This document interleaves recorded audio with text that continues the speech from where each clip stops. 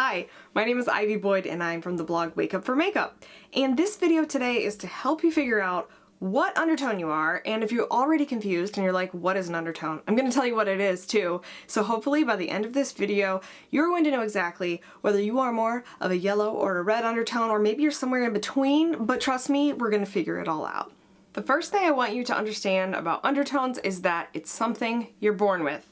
It's not going to change. But you can see a change in what's called surface tone. Now that would be if your face gets red, and it's not usually red, from things like scrubbing your face too aggressively, going outside in the cold, exercising, drinking. That's surface tone, that's temporary. It doesn't mean you all of a sudden have a red undertone. Got it? Alright, so the easiest way to determine your undertone is obviously visually, but I know we're not all super adept at accurately reading color. You might even be colorblind. I didn't even think of that.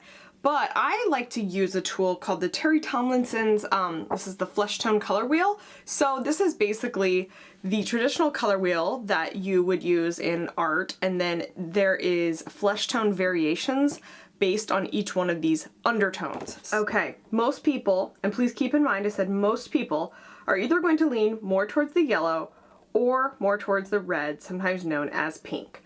So on this scale, you could fall somewhere in the middle, meaning you are more neutral. You are not strongly yellow nor strongly pink or red. You are going to be more peachy or neutral in the center.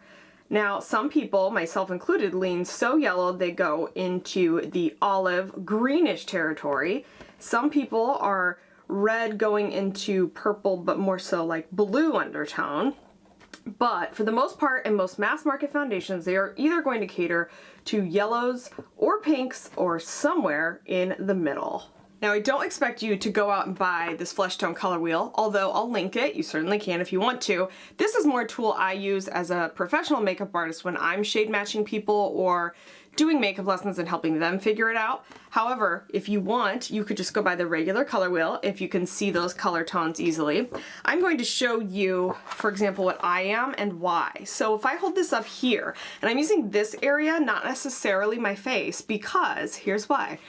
And I'm not using my neck, because here's why. So your neck is often protected by your face. See? Underneath there is not getting as much sun exposure because it's protected by my face, which is outwards.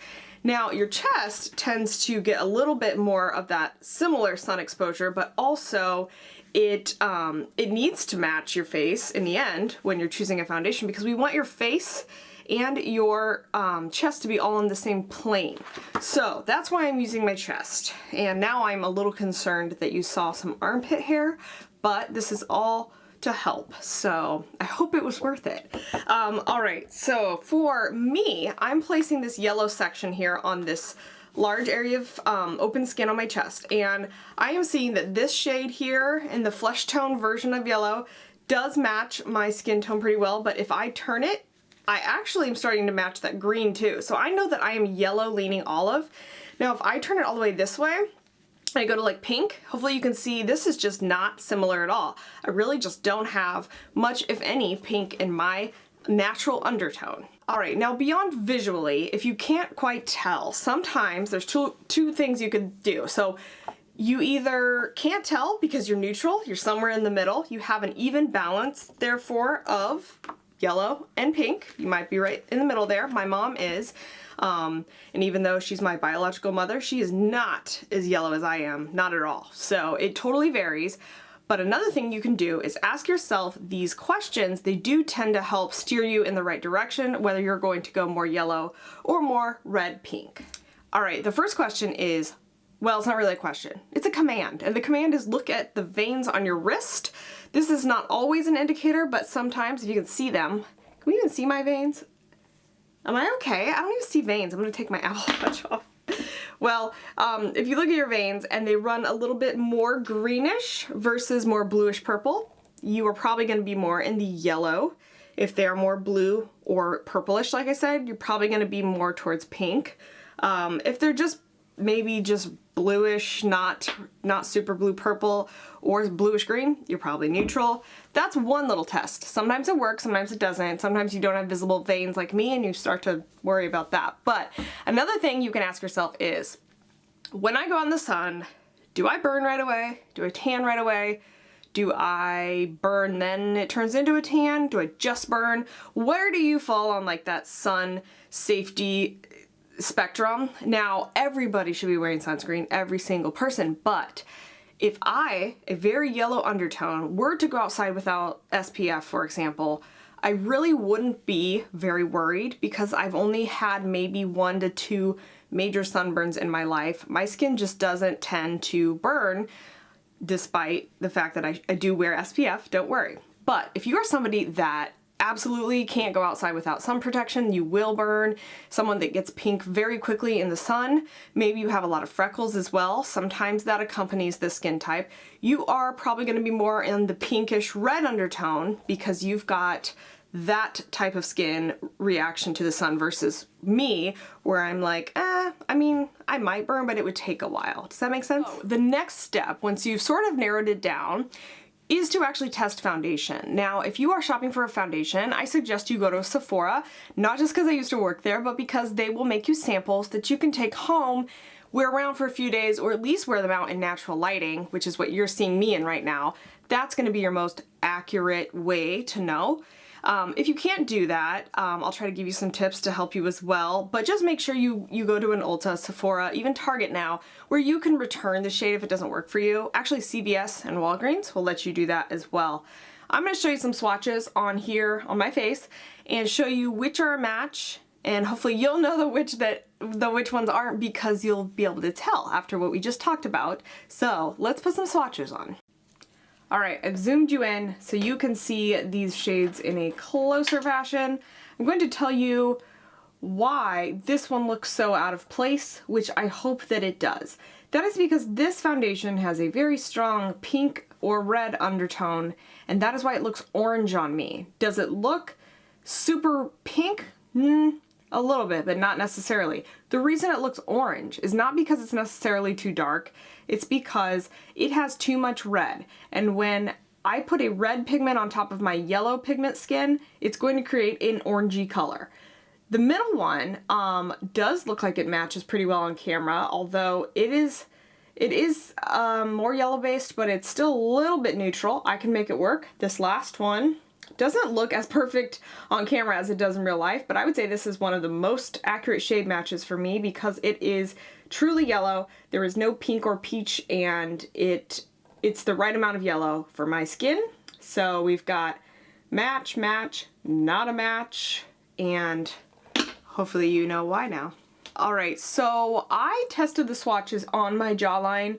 Even though we don't really want to look at our neck, it does help to see it on a large area of your skin, which is this area. It's got a big surface area where it is going towards our neck, and you can hopefully, stand back and see visually, if we're looking from this plane upwards, which of these is a good match. So that's why I'm not using this on my neck or necessarily my chest. I guess you could swatch on your chest, but honestly, this is usually a very reliable place to do it. A tip for when you're going to be looking at yourself, assessing your shades, is to wear a white shirt, because that way you don't have a strong color throwing color up at your face, because that can happen. If I had a red shirt on, it could make my face look more red than it actually is. So when in doubt, grab a white shirt so you know you're seeing truly your accurate skin color in natural lighting.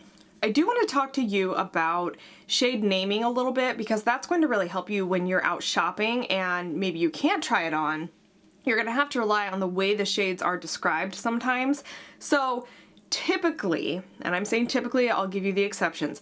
Typically, most brands do tend to call the yellow olive shades warm, and the more pink or leaning pink shades are going to be in your cool family. So I would say to keep that in mind for the most part. However, MAC is one that does things sort of the opposite, whereas I would be considered an NC in MAC, which stands for neutral cool. So in MAC, I am considered cool. In most other brands, I'm considered warm. That is a little confusing, I know. Urban Decay just came out with a foundation I absolutely love, but their shade naming takes a while to get used to as well. So here's my shade in it, and I am 30CG, which stands for, I believe, cool green. So, I mean, I'm cool always, right? No, I'm cool in some brands, but typically yellow is considered warm. I know that's not always helpful, but if you see a shade described as warm ivory, golden ivory, they're probably going to be more yellow. If you see a shade described as cool beige or rose beige, they're going to be more on the pink side. So that may or may not help you depending on the brand, but just some things to keep in mind when you are looking through the shades. Like Sephora, their website is great because they, for the most part, do have the shade name followed by light with yellow undertones. Perfect. Then I know that would work for me. So once you kind of know the language of the brands, it will help you to shop a lot easier. One thing I do want to say that is maybe different about my approach versus other makeup artists I know is that I don't believe you need to fight against your undertone, and some makeup artists do believe that. So I am very yellow. I am on the extreme end. I'm not leaning neutral. I'm very yellow. Some people would say, well, you need to use a lavender color corrector to basically color correct the sallowness. I don't mind having a strong yellow undertone. That's how I'm made. I kind of like it. It's fine. I'm not trying to be more neutral. I'm gonna stay yellow. Now, some people would say if someone has a strong pink undertone, well, I've actually heard someone say no one really wants to be pink, so you would still use a yellow foundation to sort of counteract that. To me, that's just using the wrong shade of foundation. Again, if they're pink, they were born that way, let them be that way. Their face needs to match their body, and my entire body has yellowish skin. I'm not going to purposely try to make it something else. So if someone's very pink and red, while I might color correct areas with green, and we'll get into that in another video, I'm not trying to make their face a yellow foundation to cancel out the red. Does that make sense? That's usually when you're gonna see those people where they're like a floating head. They've got this very yellow foundation. It might be blended down a little bit, but then their like body and chest especially is red. If you're yellow, be yellow. If you're red, be red, okay? Don't try to like fight against it with makeup. Remember how I was very like emphatic that this is the typical yellow or red? Well, there are undertones that are blue, absolutely. I've done makeup on blue undertones before. Typically you will find that in the very, very deep shades, although there are some blue undertone fair-skinned women. I just personally haven't met any. And you are going to see true greens, maybe not even as yellow, but just very greenish bluish. So that is not to say that you're not going to see these other skin tones. It's just that in, like I said, the majority of what you're going to find in stores, they're not catering to the blues and green undertones. Those are a little more rare, unfortunately. There's just not a ton for them, but I would say you're pretty safe going either yellow or red directions. Once you found your undertone, it's going to hopefully make life a lot easier for you, because what you're going to be able to do is not only choose foundations, concealers, any complexion product a lot easier. I, at this point, can buy things online without ever trying them, and I usually can find something that works because I know if it's described as yellow or olive, it's probably going to work well. Mainly yellow. I know that I'm light. I'm not super fair, but I'm light, so it helps to know your shade depth, and I can pretty much choose based on that. But trying is obviously going to be your best bet, so I would say go to a Sephora or an Ulta, but Sephora will make you the samples so you guys can at least narrow it down and then take some samples with you. They do have the Pantone Color IQ system, which is a great start. It actually takes a picture of your skin, they put it into the computer, and then it will show you some matches. The person at Sephora will still swatch you, of course, but it gives them like a great starting point, and it actually does assess yellow or red. So that's a pretty standard system of measurement if even Pantone is using it, and they are the color authorities. So I loved that tool when I worked at Sephora. I honestly wish I could buy it and have it, but I'm pretty sure that's illegal. Once you know your proper undertone, you're also going to be able to choose more flattering blush and lip colors. Now, you can totally go the opposite direction with lips. Lips, I feel like there's no rules. Wear whatever undertone you want for your lips. It's like the fun wild card area. But for blush, I do think if I'm going to be a yellow undertone, a blush that has more of a yellow base, meaning a peachy color, is going to look more natural on me than, say, like a very bubblegummy, berryish pink down here. Now, if you are more of a pink undertone, you can go two directions. Maybe you already have a lot of natural red in your cheeks. You don't even need to use blush if you do.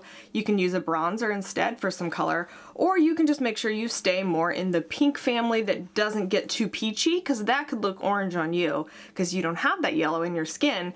You're gonna be more in just like the true pink family, maybe even leaning a little bit bluish for the rose. The cool tone blush might look better on you, would look terrible on me.